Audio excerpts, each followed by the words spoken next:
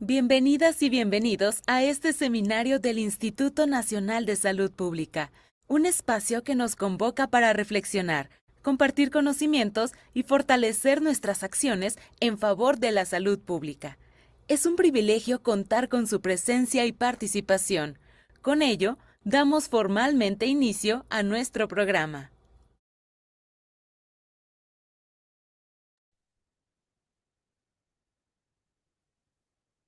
Buenas tardes a todas y todos. Mi nombre es Magali Hurtado Díaz, investigadora del Instituto Nacional de Salud Pública, y hoy estamos aquí para presentar un tema muy importante que es cambio climático y salud en los trabajadores agrícolas. Este seminario es de suma importancia dado que la exposición al calor extremo es uno de los mayores riesgos laborales para los trabajadores agrícolas y su importancia radica en que no solo es riesgo en muchas regiones, ¿no? Sino que principalmente en las de países de bajos y medianos ingresos. Es un riesgo que pasa desapercibido y se ve agravado además por factores estructurales que agravan la exposición al calor. Y aquí vamos a abordar este problema desde lo global, pasando a la situación en México y terminando con la acción del sector salud. Para ello nos acompañan el doctor Horacio Riojas Rodríguez, que todo aquí lo conocemos por ser un destacado investigador que ha trabajado en el tema de salud y cambio climático desde hace más de 20 años. Entre otras cosas, Horacio es integrante del Grupo Asesor Estratégico sobre Cambio Climático y Determinantes Ambientales de la Organización Panamericana de la Salud. Él es médico por la Universidad Nacional Autónoma de México, doctor en epidemiología y miembro del Sistema Nacional de Investigadores Nivel 3. Después nos va a acompañar el maestro Emiliano Hersh González, que trabaja actualmente en un proyecto del Instituto Nacional de Salud Pública que investiga los impactos del cambio climático en la salud de los trabajadores agrícolas. Emiliano es médico general por la Universidad Nacional Autónoma de México, maestro en Ciencias en Salud Internacional por la Universidad de Charité de Berlín, misma en la que comenzaba sus estudios de doctorado. Y finalmente, pero como bien dicen, no menos importante, nos acompaña el doctor Alejandro Real Ornelas.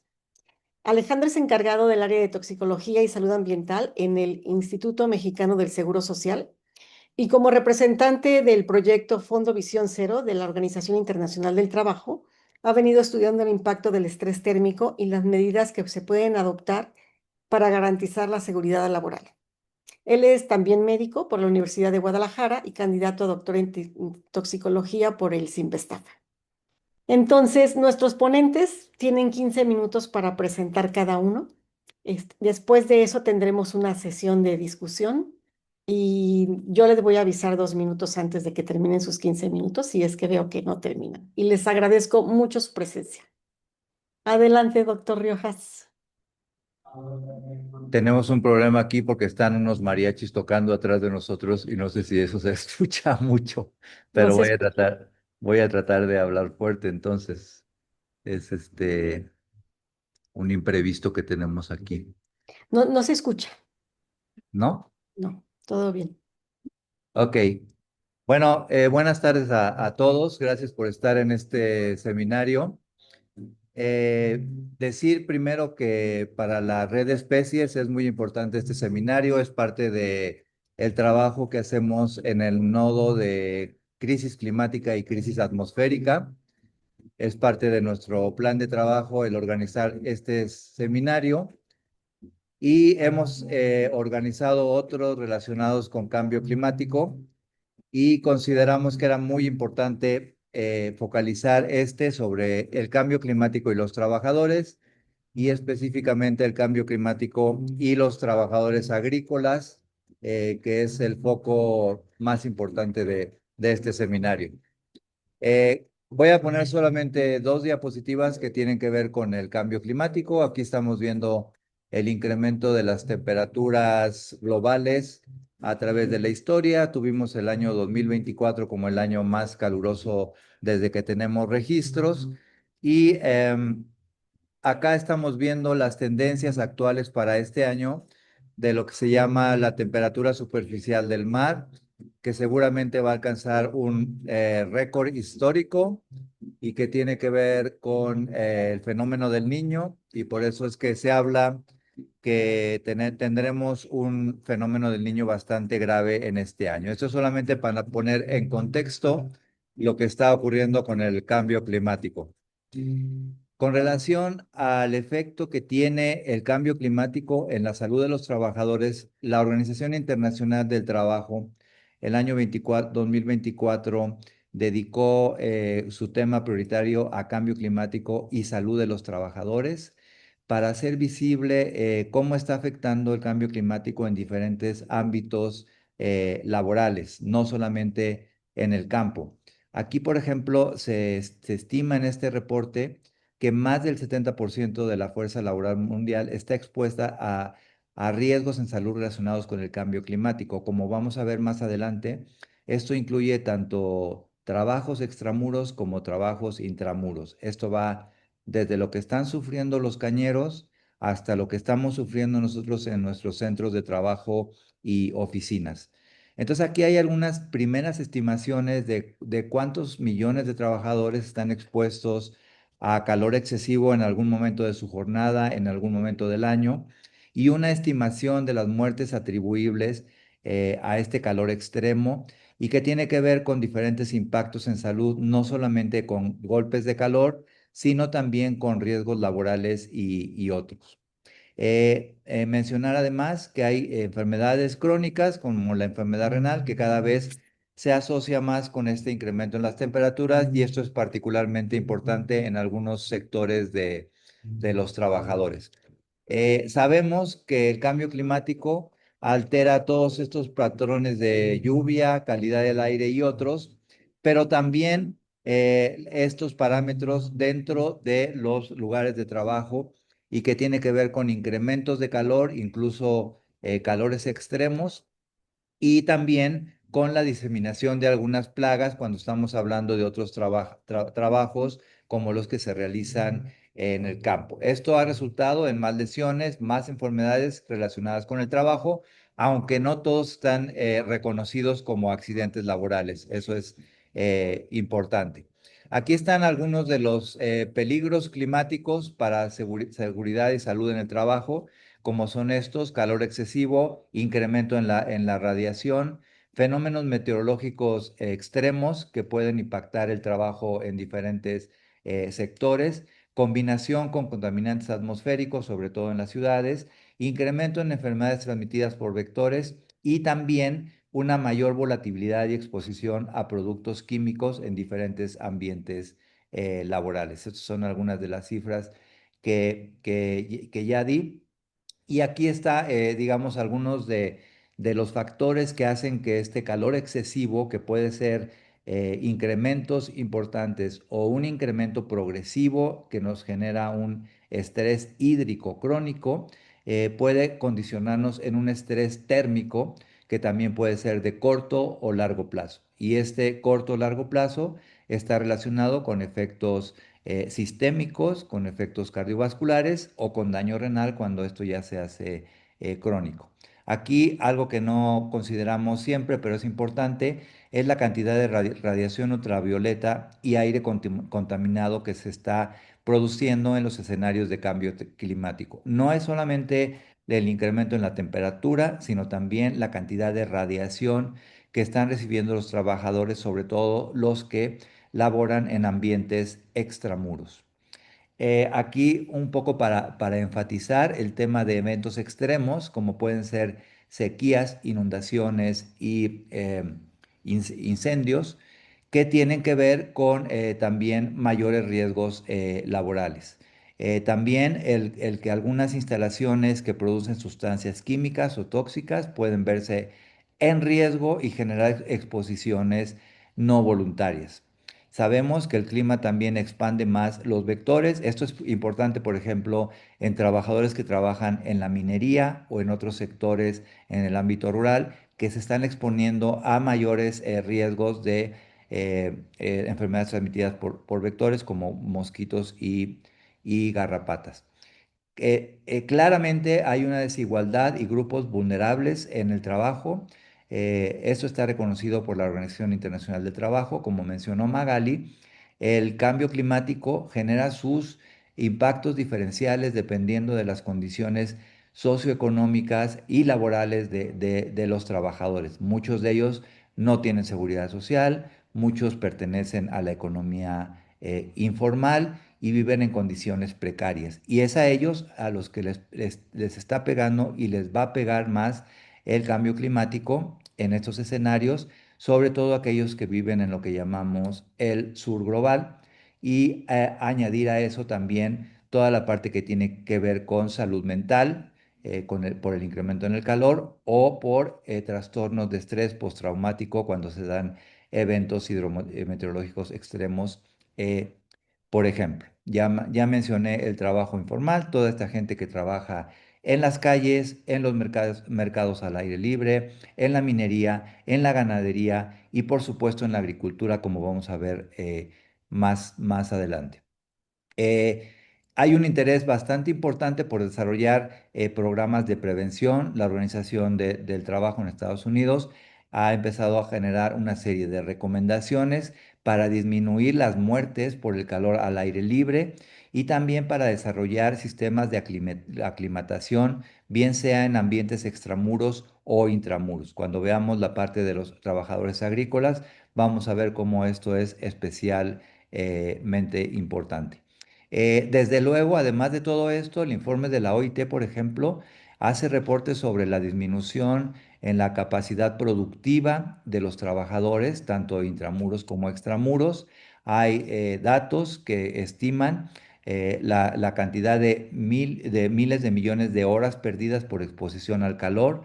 Hay una clara pérdida en la productividad y esto tiene afectaciones económicas importantes.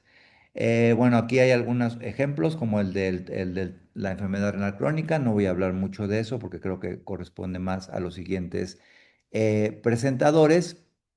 Y bueno, nada más finalizar diciendo que entonces hay impactos directos relacionados con el calor y también impactos indirectos como las enfermedades transmitidas por vectores. Me voy a saltar un poco esto para hablar un poco de las respuestas. Entonces, claramente hay una indicación por parte del informe de la OIT para invertir en entornos seguros y saludables relacionados con el cambio climático. En el Acuerdo de París también se habla de estas aclimataciones en el ambiente laboral y claramente se hace un llamado a generar medidas de intervención en diferentes ambientes laborales. Cuando retomemos lo de los trabajadores agrícolas, esto va a ser muy importante. En algunas regiones como en Europa, se han empezado a generar manuales y libros de trabajo para la adaptación en los sitios de trabajo que está relacionado con diferentes ocupaciones y con diferentes grupos poblacionales. Deberíamos de enfatizar el tema de las intervenciones para reducir los riesgos climáticos relacionados con los trabajadores y estos son algunos ejemplos como este en Argentina, en donde se habla del grupo de trabajo sobre sostenibilidad climática, así se le está llamando ahora, para poder desarrollar toda una línea de programas de adaptación en el ambiente laboral. Otros más generales, como la transición verde y nuevos riesgos, se habla de tomar en cuenta las políticas basadas en la naturaleza para disminuir los riesgos en los sitios laborales. Entonces, finalmente, mencionar, para darle la palabra a mis compañeros, esta creciente preocupación del bienestar laboral relacionada con el cambio climático, la necesidad de generar información sobre de qué tamaño son estos riesgos, pero también la necesidad de empezar a impulsar programas de reducción de los riesgos, así como programas de vigilancia en salud ocupacional para reducir estos riesgos. Esto poniendo énfasis en los países y sectores más desfavorecidos que cumplen con las características que mencioné antes. Ya tendremos otros webinars para hablar de otros ambientes laborales y ahora nos vamos a orientar hacia la parte de los trabajadores agrícolas para dar seguimiento a este webinar. Muchas gracias. Muchas gracias, Horacio. Y le daremos la palabra entonces a Emiliano. Adelante, Emiliano. Muchas gracias, doctora Magali. Muchas gracias, doctor Horacio. Em,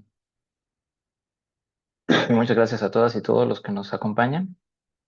¿Podrían confirmarme si ya se puede ver mi pantalla? Sí, se ve bien. Ok, Gracias. excelente. Muchas gracias. Bueno, tras esta introducción que nos dio el doctor Horacio hacia la problemática, en estos minutos voy a hablar un poco más específicamente del caso de México. Em, Entonces, bueno, creo que la primera pregunta que tenemos que hacernos es quiénes son los trabajadores agrícolas en México.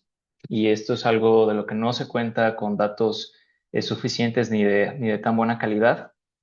Pero actualmente se estima que hay más o menos 12 millones de trabajadores agrícolas en México, según distintas fuentes, de los cuales la mayoría son trabajadores de subsistencia y sus familias. Estamos hablando de alrededor de 10 millones de personas.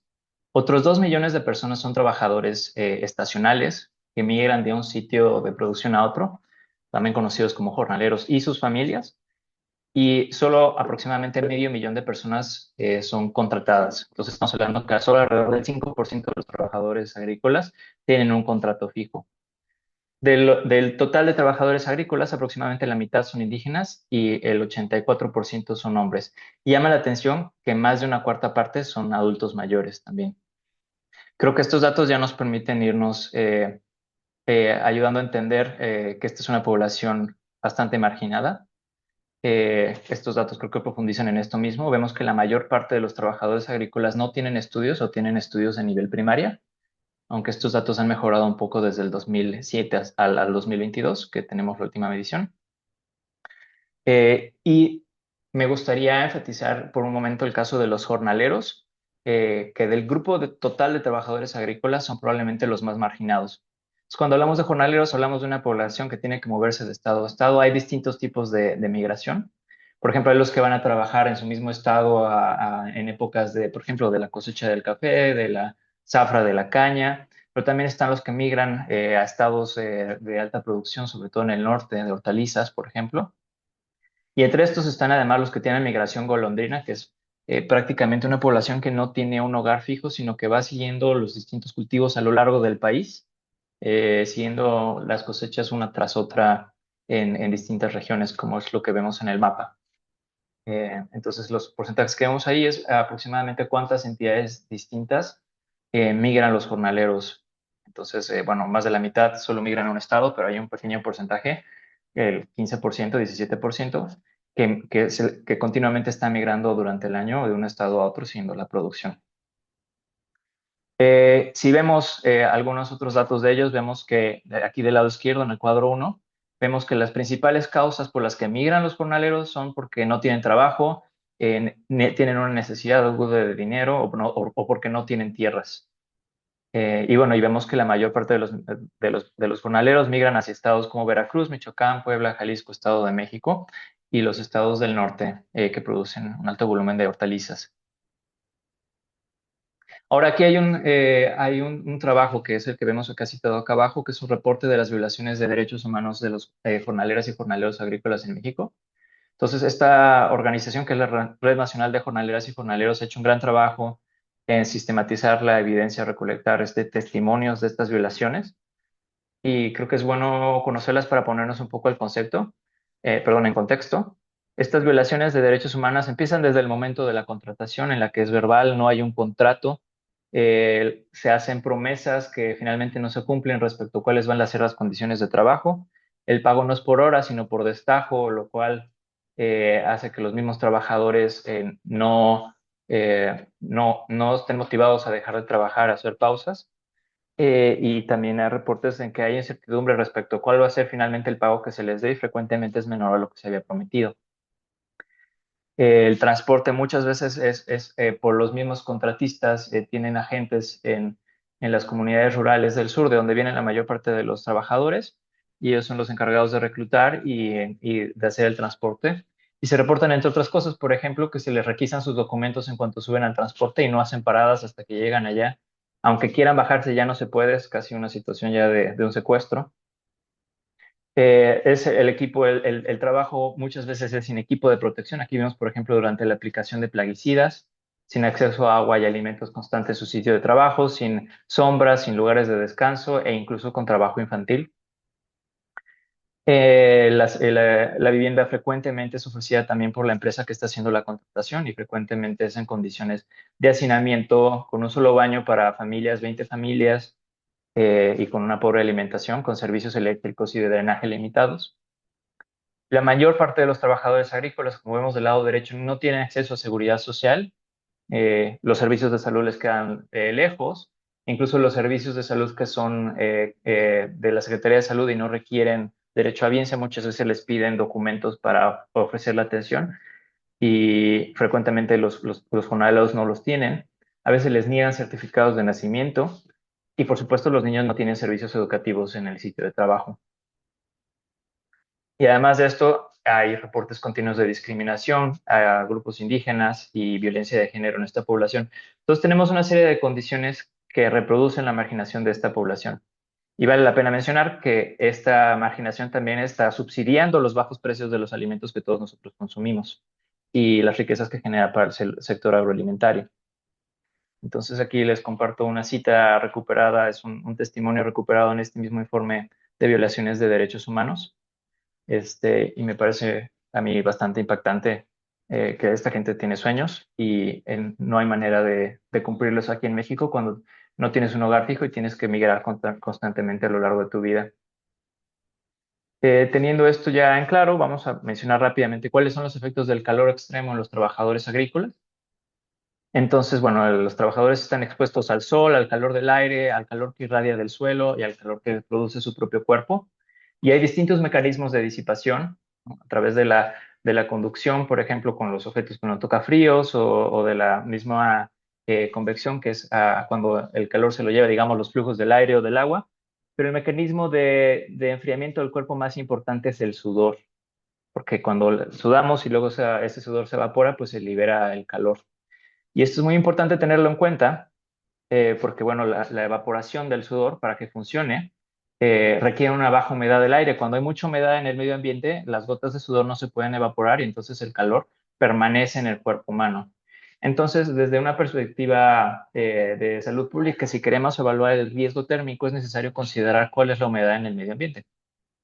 Y para eso nosotros utilizamos un índice que se llama índice de globo negro y de bulbo húmedo, que integra primero la temperatura del aire, como la que ustedes pueden medir con un termómetro en cualquier lugar, más la temperatura de bulbo húmedo. Aquí vemos un termómetro de bulbo húmedo del lado derecho y lo que tiene allá abajo es como un pedacito de algodón que está húmedo rodeando la base de mercurio y entonces lo enfría. Y bueno, si se calienta y se evapora, pues entonces se calienta el termómetro, pero si se calienta pero hay mucha humedad y no se puede evaporar, entonces la temperatura sigue alta. Pues eso es lo que mide este tipo de termómetro. Y por último, un termómetro de globo negro, que el termómetro está dentro de una bola negra, como lo pueden ver ustedes, y entonces esto refleja también el calor que viene de la radiación solar y el que se disipa a través del viento. Cuando integramos estos tres indicadores juntos, obtenemos el índice de globo y de bulbo húmedo, que es lo que usamos nosotros para medir los riesgos. Y bueno, ¿cuáles son los riesgos a los que están expuestos los trabajadores? Dependiendo, por supuesto, de su exposición, de su comportamiento, que modula realmente el riesgo, si buscan hidratación, si buscan sombra. También si tienen efectos de situaciones que aumenten su susceptibilidad biológica, por ejemplo, una edad avanzada u otras enfermedades, pues todas estas son factores que aumentan su susceptibilidad. Y los principales efectos del estrés por calor son primero el calentamiento del cuerpo y luego hay efectos cardiovasculares que pueden derivar, por ejemplo, en un infarto al miocardio, en un accidente cerebrovascular, en hipertensión y la deshidratación, por supuesto. Y la deshidratación prolongada puede llevar a enfermedad renal, a urolitiasis, a enfermedad renal crónica. Todo esto además, por supuesto, de las enfermedades por calor, del golpe de calor y de la deshidratación, que es usualmente en lo que pensamos. Por esto mismo, la Organización Internacional de Estandarización propone umbrales máximos de temperatura que el cuerpo humano puede soportar bajo distintos niveles de trabajo, que son los que vemos aquí en medio, por ejemplo, para el caso de los trabajadores que están aclimatizados. Y esto bueno, claramente depende del nivel de trabajo que una persona tiene. Y bueno, a ustedes les llamará la atención que quizás las temperaturas no parecen tan altas. Estamos hablando que para una persona que tiene un trabajo ligero, 30 grados centígrados de temperatura de bulbo húmedo ya puede considerarse de riesgo, pero esto es porque la temperatura de bulbo húmedo usualmente es más baja que la temperatura del aire, por lo mismo de que está integrado a un termómetro que está húmedo. Entonces la temperatura del aire que mide su termómetro puede ser 40 grados centígrados, pero la temperatura de bulbo húmedo puede ser 30 grados y eso ya es una temperatura de riesgo. Entonces tenemos aquí umbrales de riesgo para trabajadores agrícolas.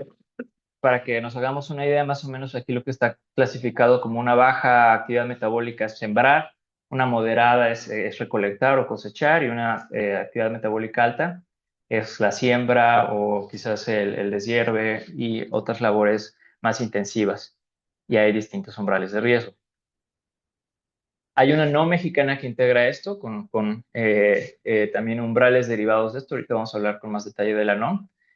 Pero para que ustedes se hagan una idea, bueno, la temperatura del cuerpo humano es de alrededor de 37 grados centígrados. Si el calor no se puede disipar, quiere decir que en teoría cuando la temperatura de bulbo húmedo es mayor a 37 grados o 35 grados, el calor humano no se puede disipar y entonces uno, aunque esté en reposo, aunque esté en su casa, bajo estas condiciones, tiene ya riesgo de tener enfermedades por calor, de un golpe de calor, incluso la muerte. Entonces esto se le llama límite de adaptabilidad absoluta. En teoría está entre 35 y 37 grados centígrados, pero bueno, evaluaciones más recientes nos dicen que es incluso más bajo. Entonces, tenemos que cuando la temperatura de bulbo húmedo rebasa los 32 grados, incluso por una persona que está reposando acostada, su vida ya está en peligro. Y bueno, hay mucha evidencia en estudios internacionales y en algunos estudios nacionales sobre algunos de los impactos que puede tener el calor extremo en la salud. No solo las enfermedades por calor aguda, sino la exposición crónica puede contribuir a enfermedades que van desde la hipertensión hasta la diabetes, hasta enfermedades infecciosas, el dengue materno-infantiles, partos pretérmino, etcétera, y trastornos de salud mental. Em, la mayor parte de esta evidencia, como vemos en este mapa, viene de países del norte global y de la India, Bangladesh e Indonesia. Y por eso mismo, nosotros en este momento tenemos un proyecto de investigación que busca evaluar estos riesgos en la población mexicana. Entonces, nuestros objetivos son evaluar la exposición actual y futura al calor extremo entre trabajadores agrícolas en México, tratar de dilucidar qué impactos en la salud puede estar teniendo esta exposición e identificar acciones de mitigación y políticas públicas. Para no abusar demasiado del tiempo, me voy a saltar un poco de la metodología que tenemos, pero les quiero enseñar algunos de los resultados que tenemos. Estos son los trabajadores agrícolas que hay en México por municipio, los permanentes. Y estos son los jornaleros y los mapas difieren porque el de la izquierda es de enero, el de la derecha es de julio del 2022 y pues hay movimientos migratorios en esta población. Nosotros hemos calculado el índice de WGT para México. Lo que vemos aquí es a nivel de píxel. Y por ejemplo, aquí les muestro un mapa de 1996. Aquí hay uno de 2022. Pues si vemos el cambio entre los dos, pues sí, es cierto que se está calentando México. Y vemos que el calor se concentra evidentemente sobre todo en las costas y en la península de Yucatán. Nosotros podemos agregar esto a nivel municipal, sacando el promedio de las zonas agrícolas de México y tenemos este mapa que son las temperaturas de WGT en México en las zonas agrícolas a nivel municipal. Y lo que vemos, bueno, de entrada vemos que en México hay la distribución del calor entre los municipios y meses, tiene como un hombro hacia la derecha, que son los municipios que están en las costas que tienen mayor calor. La mayor temperatura registrada en los cálculos que hicimos desde 1996 y 2022, la mayor temperatura de WGT registrada es de 32,88 grados centígrados. Y de nuevo, a ustedes igual les sonará a poco la primera vez que lo escuchen, pero ya estamos hablando de que este es el límite de adaptabilidad a estas temperaturas. La vida humana, incluso en tu casa, en la sombra, acostado, está en peligro. Estas, en el futuro, pues espera que haya más de los que se llaman olas de calor húmedas, que son mortales y que van a ser un gran reto porque va a ser muy difícil adaptarse sin aire acondicionado. 2 minutos, Liliano, gracias. Gracias. Y esto ya es lo último. Lo que tenemos aquí, pues son mapas con los municipios con mayor población expuesta a temperaturas de riesgo. Tenemos que más de 1.7 millones de personas están expuestas de trabajadores agrícolas a temperaturas de riesgo entre los meses de mayo y julio, sobre todo en los estados del sur, en Veracruz, Guerrero, Chiapas, Oaxaca y Tabasco. Bueno, estos son los municipios más afectados. Para terminar, ¿cuáles son las medidas de mitigación que son necesarias? Pues en realidad son relativamente sencillas. Lo primero que se necesita es un sistema de monitoreo fuerte y lo que se describe básicamente como agua, descanso y sombra, rehidratación, espacios de recuperación y sombra en el sitio de trabajo. Ahora, estas cosas no están integradas en la norma oficial mexicana, es muy ambigua respecto a las medidas de control y no se integra con el sistema de monitoreo, lo cual quizás no es de sorprender porque esta norma está muy desactualizada desde el 2001, entonces necesita una actualización. Y también es necesario acciones del sector salud que lleguen hasta los trabajadores que están en el campo. Pero para llegar a esto, primero hace falta construir una gran base de condiciones indispensables mínimas que pasan por la regulación, la vigilancia, la fiscalización y garantizar los derechos de los trabajadores agrícolas, no solo en su sitio de trabajo, sino en su sitio de vivienda, sus condiciones de empleo y demás. Entonces, básicamente esta es la presentación. Este es un grupo que frecuentemente es ignorado, pero es uno de los más vulnerables a los efectos del calor. Y de nuevo su trabajo pues es esencial para el bienestar de toda nuestra sociedad. Y eso es todo. Muchas gracias. Muchas gracias, Emiliano. Y como bien mencionaste, pues es necesaria la intervención del sector salud para una exposición como el calor, ¿no? Que es tan importante para los trabajadores agrícolas. Y para eso está Alejandro. Adelante, Alejandro. Te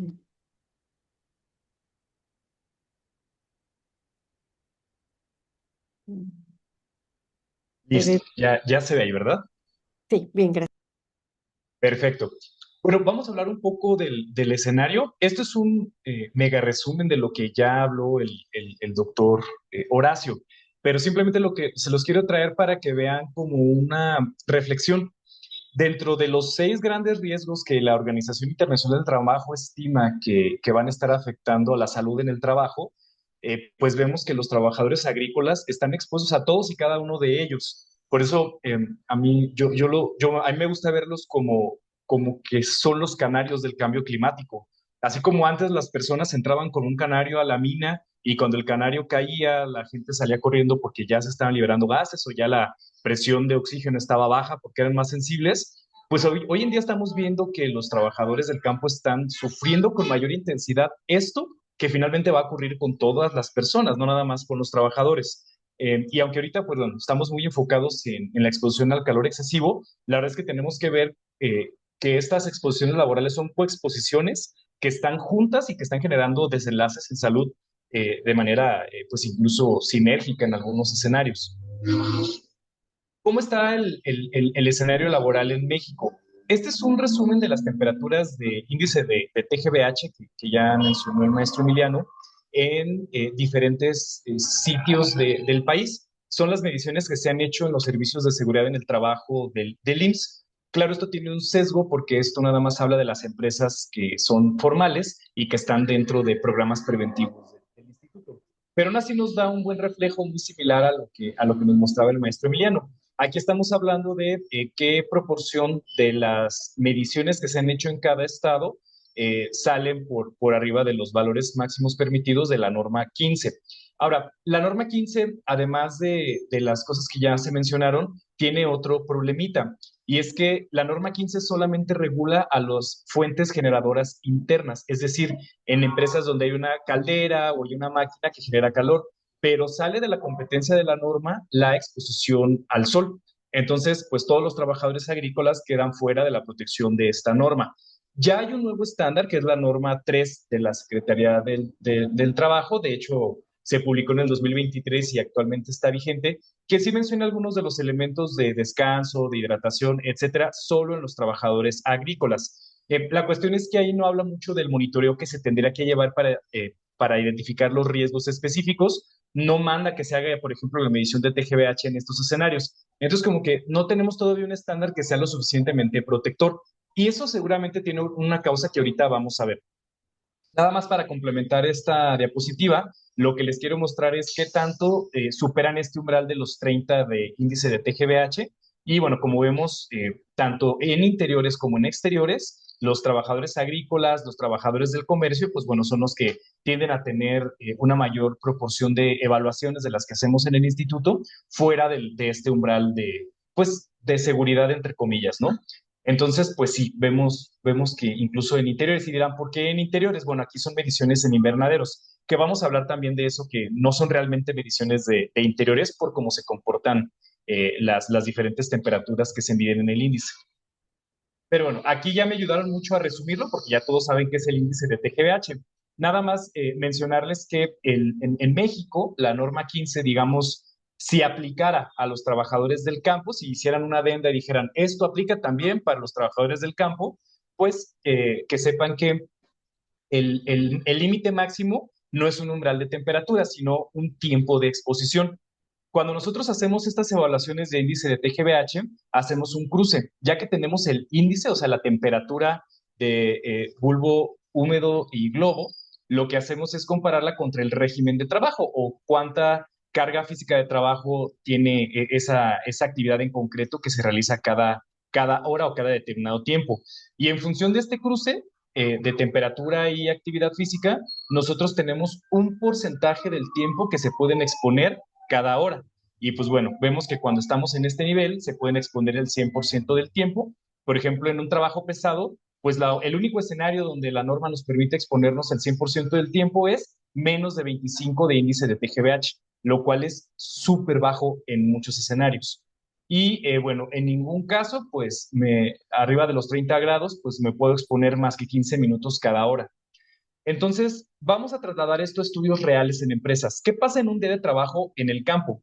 Supongamos que es una actividad pesada. La verdad es que en muchos escenarios, los cañeros, incluso algunos escenarios de distintos trabajos agrícolas, hay temporadas donde todo el trabajo es pesado. En la temporada de cosecha, donde hay manejo manual de cargas, pues su trabajo es pesado, que es el escenario de este estudio que les estoy poniendo.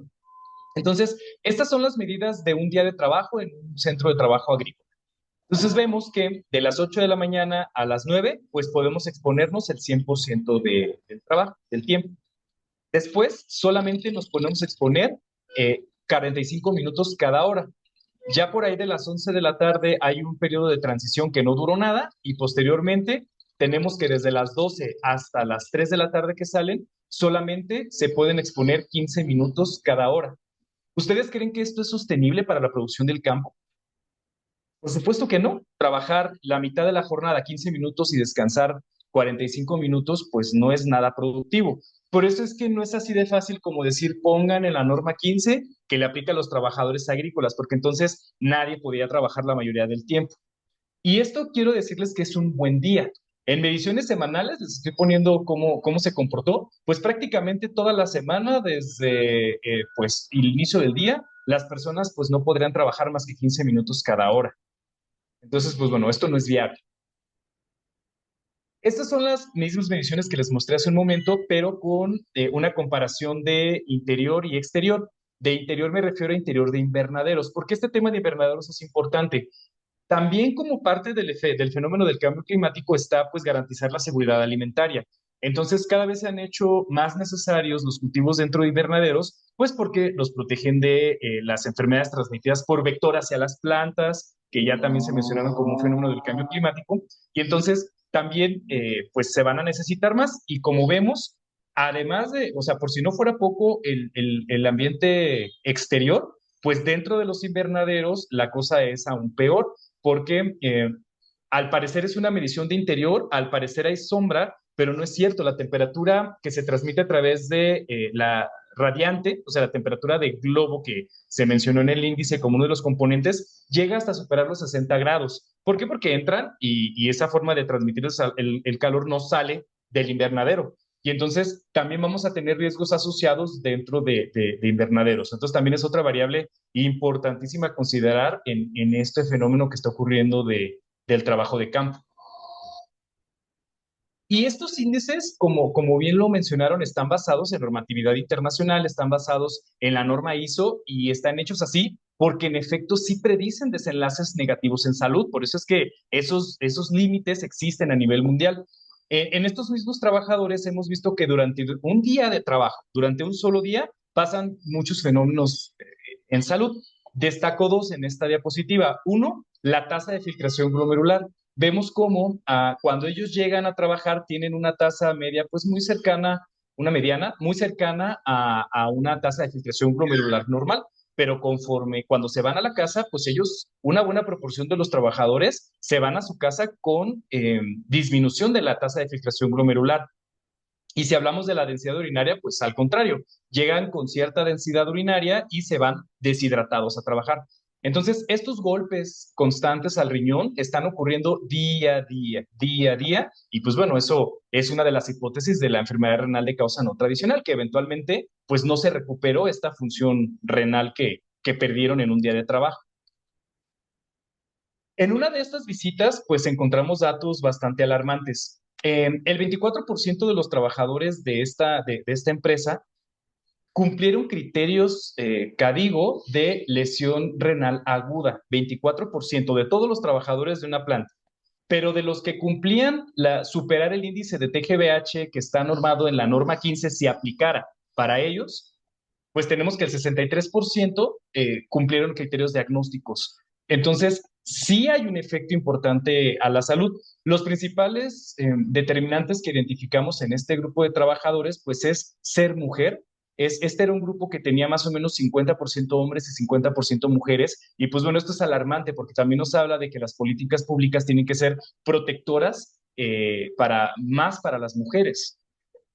Otra cosa, obviamente, la exposición a cumplir el índice de TGVH, superar el tiempo para esa combinación de índice de TGVH y actividad física dada de la norma, pero pues otra cosa muy importante, la deshidratación también fue un componente muy importante. Pues de estos, los que son manipulables son, obviamente, no dejar que se te deshidraten y la exposición a temperaturas, no porque pueda controlar la temperatura, sino porque puedo controlar la carga física de trabajo que se está realizando a esa hora particular del día. Por eso es que un programa de monitoreo en el ambiente laboral tendría que tener pues estos elementos, que esta es a la conclusión que llegamos con esta primera fase del estudio. Primero debe haber un monitoreo constante de la temperatura ambiental. Si bien tener un medidor de índice de TGVH sería costoso en todos los escenarios, muchas de estas empresas sí monitorean la temperatura seca. Y si ya está bien caracterizada la relación que hay en esa parte de la empresa o en esa región de TGVH a temperatura, pues puedo hacer mis ecuaciones para estimar a cuánto TGVH equivale. Tenemos que identificar bien tomas de decisiones ante olas de calor, que es algo también que salió en el nuevo estándar de OSHA de Estados Unidos y bueno, que es importante anticipar olas de calor. Tenemos que tener bien caracterizada la carga física de trabajo de cada actividad que se hace en el centro para que podamos decir, ok, tenemos este catálogo de actividades físicas que tienen actividad alta, moderada y baja. Entonces, ¿qué tal si la propuesta es que durante las horas más calurosas hagamos las actividades de menos impacto físico? Muchas veces es cuestión de organización del trabajo donde dicen, bueno, pues no pasa nada si ya cargamos los camiones en la mañana que si los cargamos a las 12 del día, pero en salud sí pasa mucho. Entonces, es algo que también tenemos que tener. El monitoreo constante de las personas, también hemos identificado que la frecuencia cardíaca, que es algo muy fácil de monitorear con dispositivos móviles, pues puede hacer un predictor muy importante de qué tanto le está costando a la persona, qué costo cardíaco tiene para esa persona esa actividad y poder identificar si todas las personas están sufriendo o si un grupo selecto y entonces tenemos que intervenir mejorando su capacidad cardiopulmonar. Obviamente el monitoreo del estado de hidratación es básico, puede ser con equipos baratos como estos densitómetros urinarios, pero incluso con el puro color de la orina es algo que es muy valioso y que se puede utilizar como un biomarcador de efecto en tiempo real en la empresa.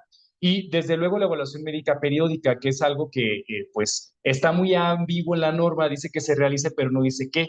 Entonces, este análisis del cambio de la función renal prejornada, posjornada, es muy importante porque si solo lo medimos en la mañana, como estamos acostumbrados a hacer los monitoreos de vigilancia de la salud en muchas empresas, se nos va a escapar este fenómeno que está ocurriendo al final de la jornada. Entonces, también la forma de cómo hacer la evaluación médica es muy importante en estos escenarios.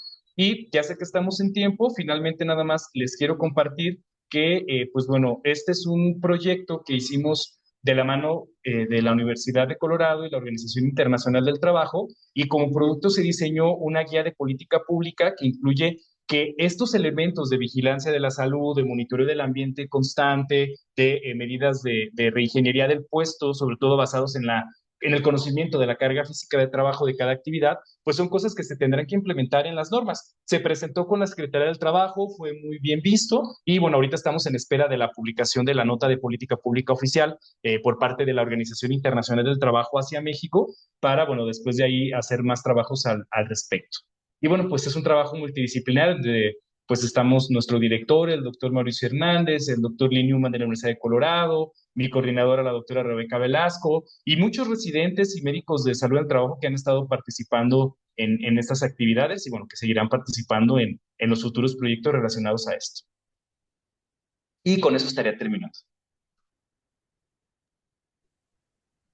Muchas gracias, Alejandro. Gracias a los tres, Horacio, también Emiliano, nos dieron la oportunidad de entrar a una sesión de preguntas y comentarios y una muy buena visión, ¿no? De cómo los trabajadores, ¿no? Los trabajadores agrícolas y los trabajadores agrícolas migrantes a menudo enfrentan pues vulnerabilidades que son únicas, que afectan tanto su salud como su bienestar, ¿no? Y en especial los riesgos a la exposición a altas temperaturas y, como bien dijo Horacio, a otros factores climáticos como la radiación. Y entonces abrimos preguntas y comentarios de de nuestra audiencia.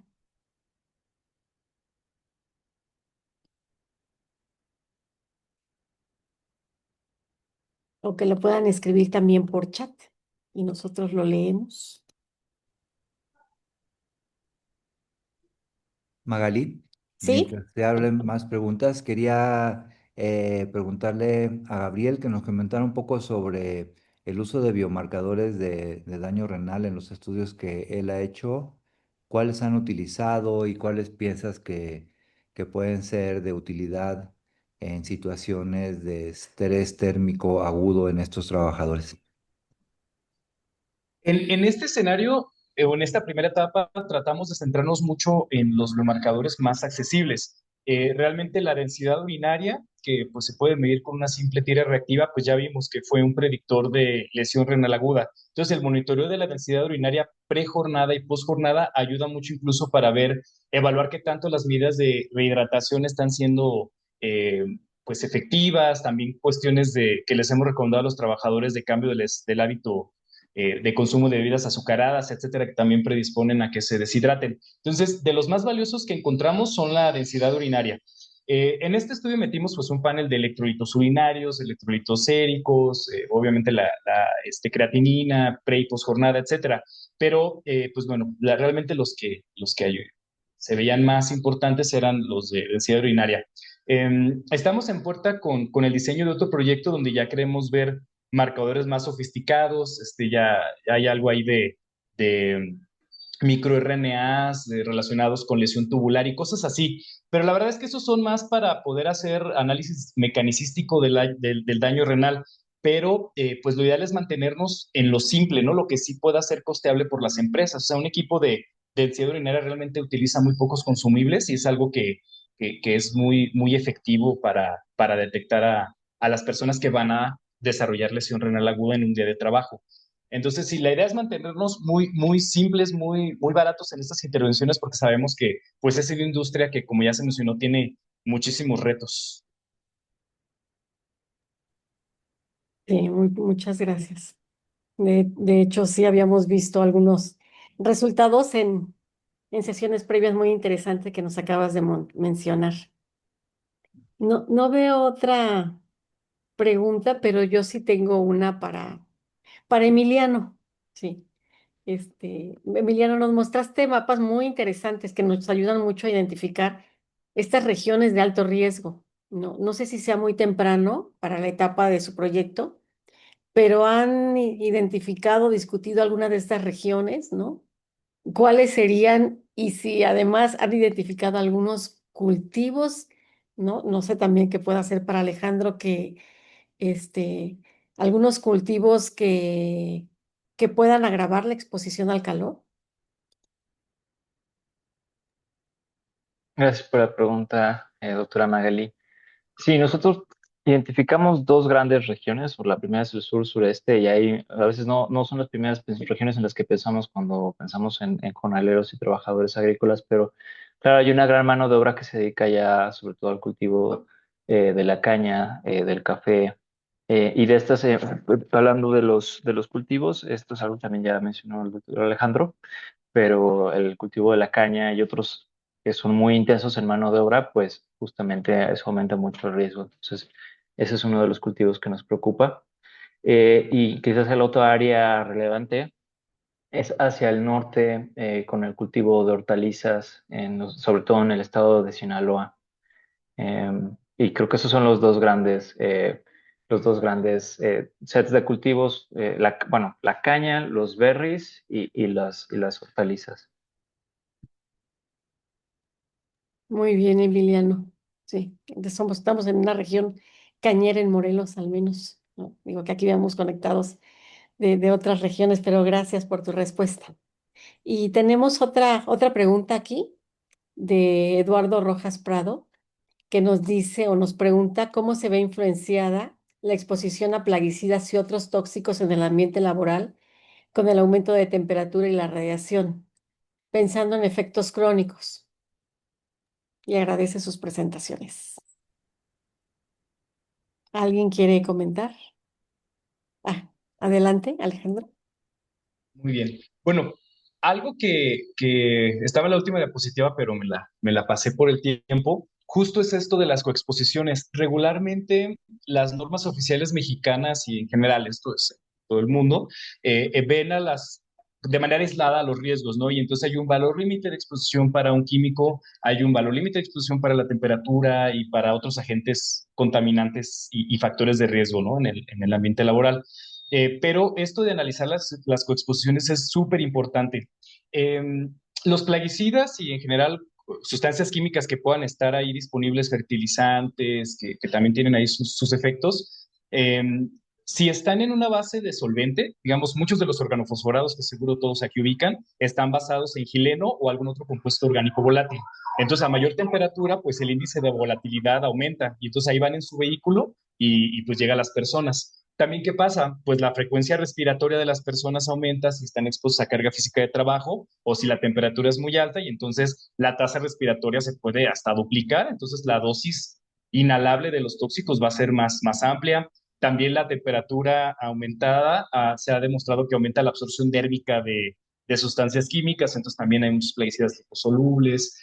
Y bueno, al final hay mecanismos por los cuales esto puede ser más grave. Y ahora si hablamos de invernadero, las vidas medias ambientales de los tóxicos también cambian de los plaguicidas, ¿no? Muchos se biodegradan, perdón, se degradan con la luz solar, y si estamos dentro de un ambiente, al parecer, de interior, pues también su vida media puede aumentar. Entonces, son cuestiones que sí se tienen que considerar, y que son dificilísimas de estimar en modelos toxicológicos habituales. Por eso es que el programa de vigilancia de la salud es tan importante, porque, bueno, no sabemos cómo la concentración de ambos juntos van a generar este efecto sinérgico, no podemos calcular un valor límite de exposición ajustado, pero pues sí podemos monitorear el efecto a la salud. Si ya sabemos que ambos pues le afectan al riñón, si ya sabemos que ambos le afectan al sistema cardiovascular, lo que tenemos que estar es monitoreando en el programa de vigilancia que esto no esté ocurriendo, y si ocurre, pues ya agarrar al trabajador, contener que no se convierta esto en una enfermedad. Por eso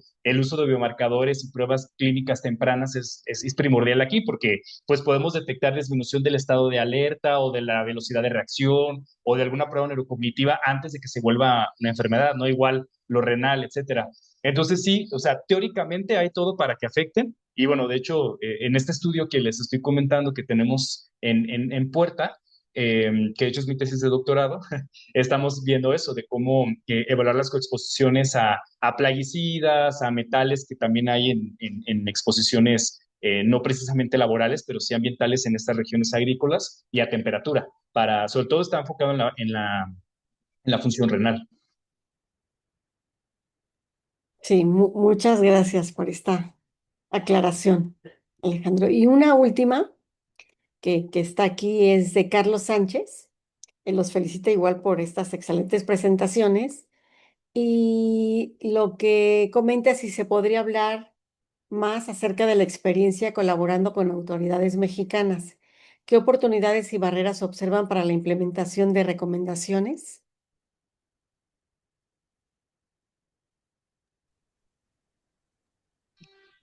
Bueno, si gustan la tomo porque creo que iba dirigida a lo que Creo que va comenté. más dirigida a ti, sí. Ajá.